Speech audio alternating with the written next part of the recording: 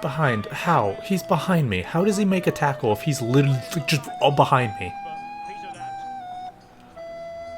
If that's not the most assisted pass of all time, are you kidding me? Can I actually switch? If I flick the right stick, does that do anything? Does it? Are players moving? Are players switching? Oh, good, good. That means the controller's not broken. It's the game. Good.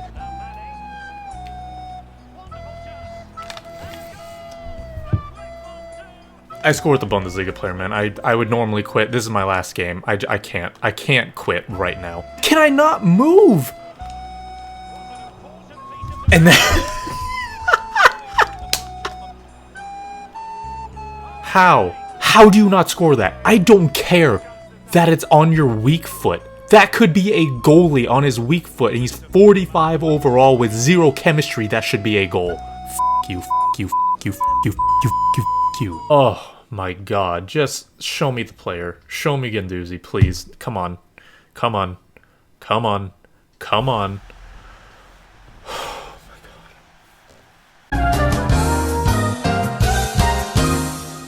What is up, guys? It is DMG here, and today we are going to be looking at the What If Matteo Guendouzi card on loan from Arsenal to Hertha Berlin. He did have a few decent cards in the past, such as the Future Stars card since his breakout in, I believe, the FIFA 18 or the 18-19 season, I believe, and he's had a couple other cards as well. But looking at this card specifically, 6'1", medium high, 3-star, 3-star, so he is a pretty classic defensive mid. You know, the pace, the shooting, the dribbling, defending, physical, all around is decent, and then the passing is actually quite good. His vision, short pass, and long pass are all higher than 88, so it's actually better than what it seems. One thing I do actually have a problem with this card is not so much the card itself, but the fact that there have been so many other cards exactly like it.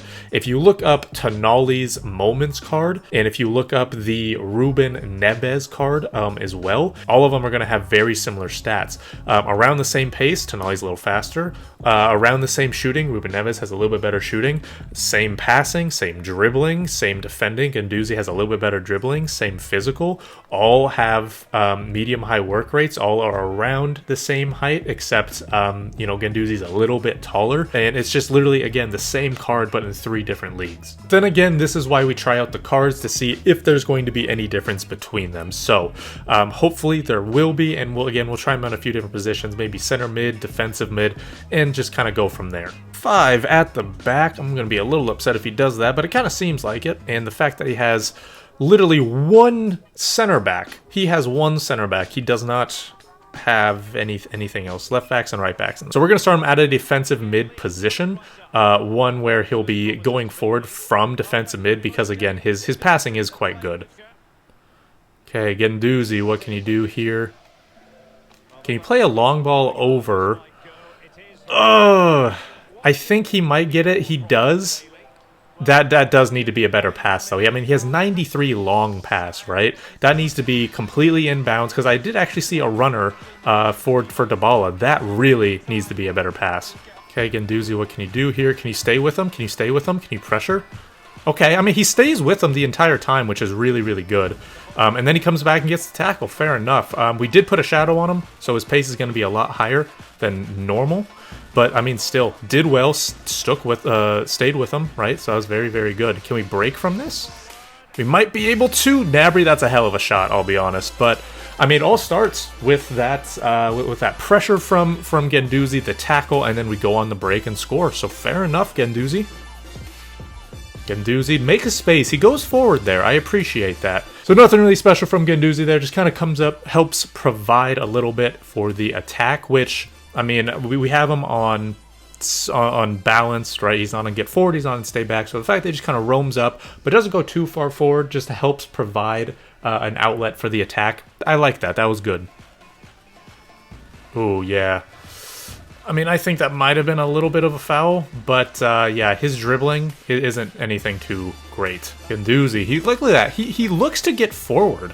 I actually like that from a defensive player who is sitting back but is still allowed to roam forward, right? We're allowing him to roam forward. I like that he burst forward like that, and then he goes back into his spot because, you know, he knows that he's a defensive mid.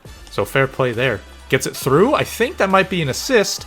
And it will. Very, very good so far from Guendouzi, actually. Just like that, we also get the rage quit. So, end of the match, and Guendouzi actually has the second highest rating on the team. So, fair play. Deco was actually man of the match, but Guendouzi gets an assist, which is really good. 10 of 10 passes, 8 of 9 dribbles, and 2 of 4 tackles. Now, in terms of interceptions, I'm not sure exactly how he did. Let's see, he did get 1 interception, 3 of 4 in terms of ball retention, but I mean, overall, just a pretty solid performance. Next up, and we have that Ruben Neves right there. Obviously, of course, Mendy, Varane, Pope, Kyle Walker. So depending on how the game goes, we're going to either go to a 4-1-2-1-2 narrow or switch to our 3-5-2. Ooh, hit him up, Guendouzi. I like that pass as well. Keeps going forward. Don't know what his... I know his finishing, yeah. Right there's... right there's his finishing. Gnabry, there we go. I mean, that's another assist from Guendouzi.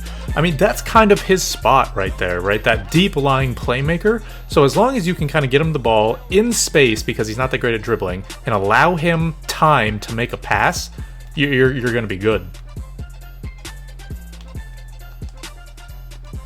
Ah, God.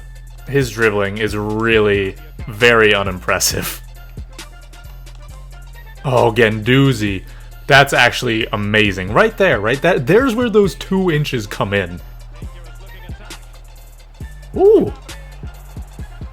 I don't know how he made that. Honestly, that splits through, but it's another solid pass and another rage quit. Guendouzi's kind of killing. He has 2 assists in this game, and he actually had 3 overall so far in the games that we've played. He's done extraordinarily well, a lot better than I actually was expecting. Next game, and we have a little bit of a different team here. There's Partey in there, there's Player of the Month. This guy's going to be insanely good, I bet. Oh, Guendouzi, I like that. Can you hit him up?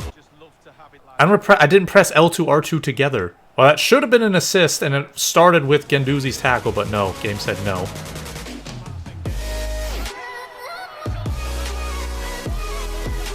Because it had that in store. Remember what I said, his finishing is not very good, but he can hit long shots.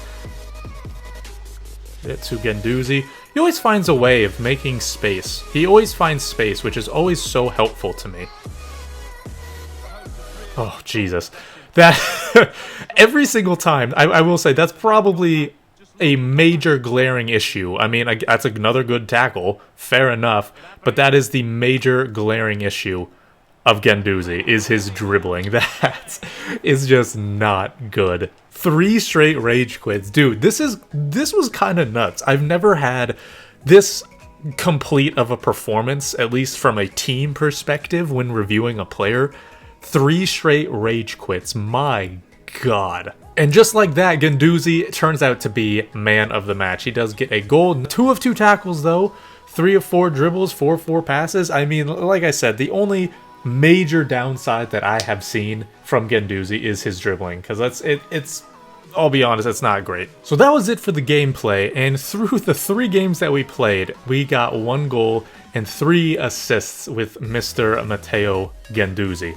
Now, like I mentioned in the video and in the gameplay, the pretty glaring issue is his dribbling. He just doesn't feel that good, right? His agility, his balance, his actual dribbling stat isn't too great. He doesn't have a lean body type either. I think it's like high and average, so he's not able to shift and maneuver that well. However, according to his strengths, you aren't really needing him to move around that quickly. Like I said, his best position is one where you can get the ball with him in loads of space, carry the ball maybe a few yards, and then ping a pass. Or if there's a, if he's close enough to goal, to ping a shot, right? It's that deep lying playmaker role that honestly in FIFA is very hard to find and to pinpoint actually in your game, because typically you need those smaller agile players. But Guendouzi, if you are able to get that, that deep lying playmaker role. So for me, I put him in a defensive mid that roamed forward, and I also put him in a center mid spot in a 4-1-2-1-2 narrow, but on stay back while attacking. Those positions right there are going to allow him to kind of sit back and still be involved in the attack while also not getting himself so involved and so forward that he will have to dribble a lot. Because again, once that starts to happen, then you're going to be a little disappointed with his dribbling. So overall, would I do this card? I think you guys know that I would always say to do these types of objective cards because, you know, they're typically free cards. I know it's not free in terms of time, but, you know, if you grind it a little bit, you should be able to do it fairly easily. The objectives for this were fairly easily. I think I did it in less than 3 hours or so, just under 3 hours. And I mean, I got an 87 rated player for it, right? Even if you don't like them, you have a fodder card. So I do think it's worth doing. Try them out. And again, worst case scenario, you have an 87 rated fodder card with good nations and good links. So that is going to do it for this video, guys. Hopefully you did enjoy it. Thank you guys so much for watching. This has been DMG. Peace.